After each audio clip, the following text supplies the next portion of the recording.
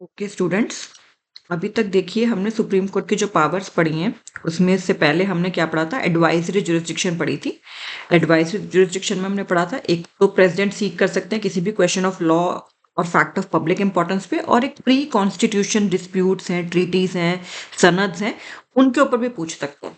Supreme court पहले वाले पे तो मना भी कर सकता है, लेकिन इस वाली कैटेगरी में प्री कॉन्स्टिट्यूशन वाली में अपनी एडवाइस देने के लिए मना नहीं कर सकता है सुप्रीम कोर्ट, राइट। एंड जो ओपिनियन होता है सुप्रीम कोर्ट का वो प्रेसिडेंट पे बाइंडिंग नहीं होता है। तो हमने एडवाइजरी एपिलेट नहीं सॉरी एडवाइजरी जुरिस्डिक्शन की मैं बात कर रही हूँ।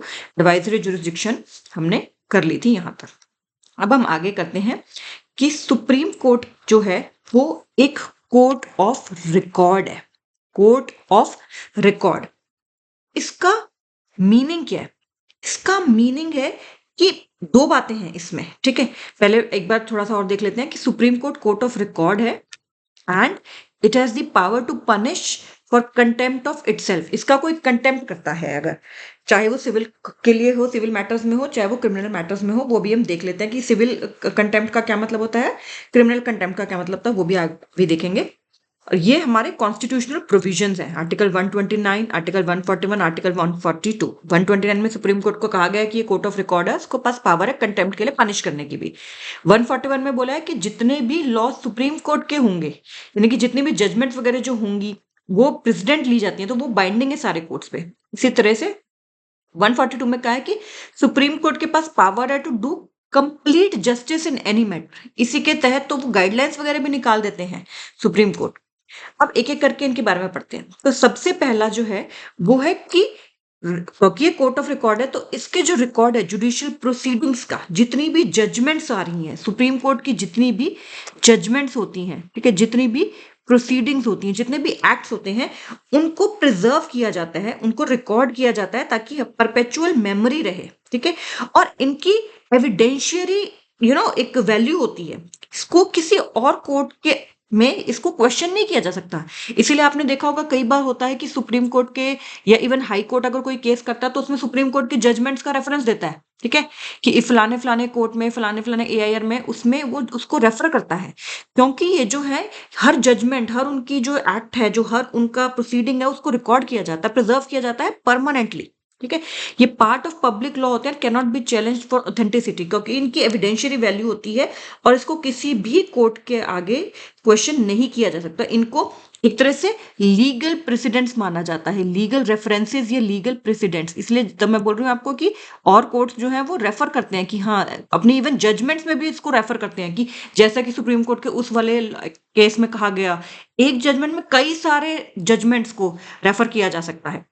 तो इसलिए ये बहुत इंपॉर्टेंट है कि सुप्रीम कोर्ट जो होता है कोर्ट ऑफ रिकॉर्ड होता है। एंड दूसरी बात मैंने आपको क्या बताई कि इसके पास उससे उससे पहले, जो कंटेम्प्ट से पहले, फिर देखिए कि जो अभी बात बताई कि बाइंडिंग प्रेसिडेंट्स होता है, लोअर कोर्ट्स को फॉलो करना पड़ता है। इससे फायदा क्या होता है कि यूनिफॉर्मिटी, सर्टेनिटी और स्टेबिलिटी रहती है, ठीक है। तो लीगल प्रेसिडेंट्स, लीगल रेफरेंसेस जो होते हैं सुप्रीम कोर्ट के जजमेंट से हमेशा ही होता है। और सुप्रीम कोर्ट का जजमेंट को और कोई कोर्ट अगर उसको कुछ चेंज करना है तो सुप्रीम कोर्ट खुद ही कर सकता है और कोई नहीं कर सकता। ये भी अभी हम आगे देखेंगे। दूसरी बात क्या है कोर्ट ऑफ रिकॉर्ड की? कोर्ट ऑफ रिकॉर्ड की दो बातें होती हैं, एक तो जजमेंट्स वगैरह सबको प्रिजर्व किया जाता है, एविडेंशियरी वैल्यू होती है। दूसरा होता है कि इसके पास पावर होती है to punish for itself, punish करने के लिए अगर इसका कोई कंटेम्प्ट करता है तो। इससे होता क्या है, इससे एक तो डिग्निटी मेंटेन होती है कोर्ट की, फेयर एडमिनिस्ट्रेशन कर पाता है कोर्ट, और इंडिपेंडेंस भी रहती है जुडिशियरी की।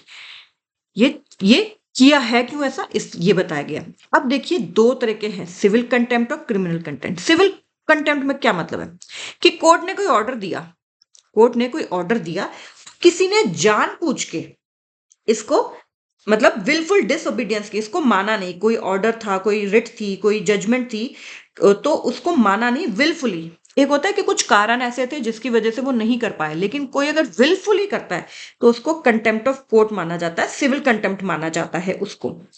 एंड क्रिमिनल कंटेम्प्ट में क्या होता है कि कोई इस तरह का एक्ट करना जिससे कि, कोई इस तरह का एक्ट करना जिससे कि जो कोर्ट की जो अथॉरिटी है वो कम हो रही है, ठीक है, उसको स्कैंडलाइज किया जा रहा है, या कोर्ट की अथॉरिटी को कम किया जा रहा है, या फिर जुडिशियल प्रोसीडिंग्स को नहीं होने दिया जा रहा है, इंटरफेयर किया जा रहा है उसके साथ, कि एडमिनिस्ट्रेशन ऑफ जस्टिस को एडमिनिस्ट्रेशन ऑफ जस्टिस को ही इंटरफेयर किया जा रहा है कि जस्टिस को बेसिकली क्या है, कोर्ट्स क्या है, कोर्ट जस्टिस ही तो देते हैं, तो यानी कि एडमिनिस्ट्रेशन ऑफ जस्टिस को ऑब्स्ट्रक्ट किया जा रहा है, तो या फिर जो कोर्ट्स है जुडिशियल प्रोसीडिंग्स का उनको इंटरफेयर किया जा रहा था। ये जो ऑब्स्ट्रक्ट जस्टिस है इसको कई तरीके से हम देखेंगे कि ऑब्स्ट्रक्ट कर रहे हैं जस्टिस प्लस ऑब्स्ट्रक्ट कर रहे हैं प्रोसीडिंग्स भी, तो भी ये सब क्या माना जाता है, क्रिमिनल कंटेंट माना जाता है। और ये याद रखना है कि ये सब पनिशेबल होते हैं, ठीक है, इम्प्रिजनमेंट भी हो सकती है और फाइन भी हो सकता है, दोनों भी हो सकते हैं, ठीक है।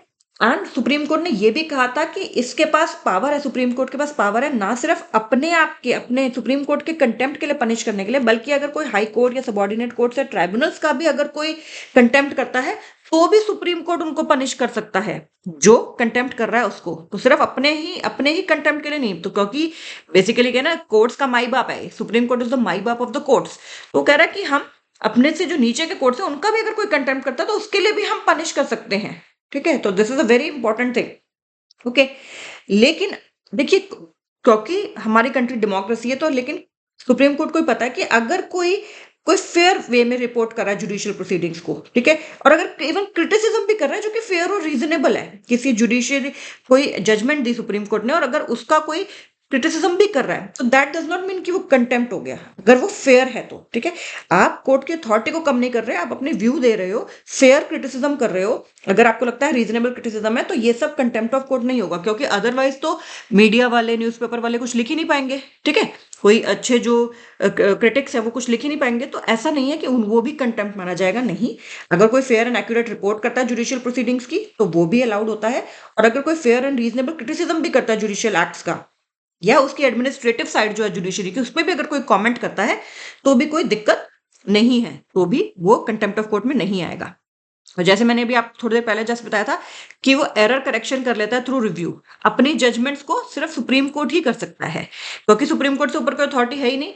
बहुत बार होता है कि सुप्रीम कोर्ट एक केस में कोई जजमेंट देता है, लेकिन बाद में कोई हायर बेंच बैठता है, ज्यादा मेंबर्स का बेंच बैठता है, अब पुरानी वाली जजमेंट को कुछ उसमें करेक्ट कर लेते हैं। कई बहुत बार ऐसा भी हुआ कि सुप्रीम कोर्ट ने माना है कि नहीं, ये चीज नहीं ठीक थी उसमें और ये चीज होनी चाहिए, ठीक है। तो सिर्फ सुप्रीम कोर्ट ही मॉडिफाई कर सकता है अपना ओन लीगल रिकॉर्ड, अगर उसको करना होता है, और ये होता भी है, क्योंकि हमारा constitution is a living document है, सर्कमस्टांसेस चेंज हो रहे हैं, तो बहुत बार ऐसा होता है कि उसकी इंटरप्रिटेशन अलग होती है।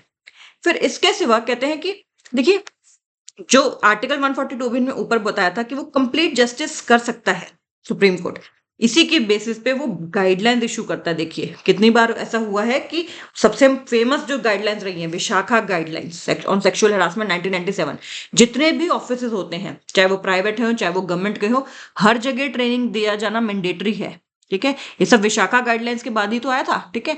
तो उसके बाद हर जगह जो है सेक्सुअल हरासमेंट के अगेंस्ट जो होता है एक एक्ट बन गया था, और उसके बाद फिर उसमें ट्रेनिंग दिया जाता है, लोगों को अवेयर किया जाता है, सेंसिटाइज किया जाता है। तो ये सब सुप्रीम कोर्ट के कारण ही हुआ है। तो यानी कि कंप्लीट जस्टिस के लिए भी आर्टिकल 142 में कंप्लीट जस्टिस है, तो वो और भी अपना, ऐसा नहीं है कि वो कुछ गाइडलाइंस इशू नहीं कर सकता, टाइम टू टाइम गाइडलाइंस भी इशू करता है सुप्रीम कोर्ट। तो ये बात हो गई हमारे कोर्ट ऑफ रिकॉर्ड की, ओके।